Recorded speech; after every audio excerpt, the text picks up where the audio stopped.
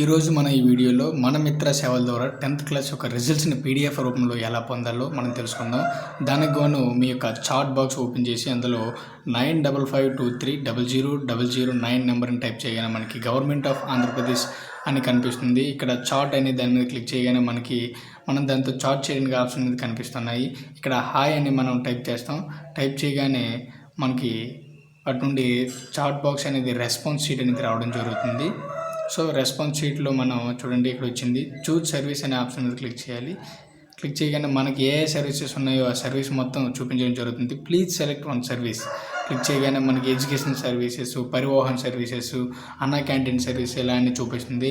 మనకు కావాల్సినటువంటి education service అనేది ఫస్ట్ ఆప్షన్లో ఉంది. ఫస్ట్ ఆప్షన్ మీద క్లిక్ చేయండి.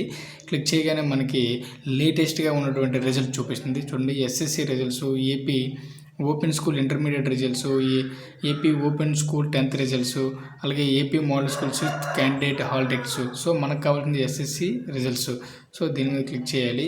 క్లిక్ చేయగానే మనకి ఇక్కడ హాల్ టికెట్ నెంబర్ అనేది ఎంటర్ చేయడం మన అడుగుతుంది. సో నాకు ఉన్నటువంటి ఒక హాల్ టికెట్ నేను ఎంటర్ చేశాను. ఎంటర్ చేసి సబ్మిట్ మీద క్లిక్ చేయగానే మనకి అది అనేది సబ్మిట్ అవ్వడం జరుగుతుంది.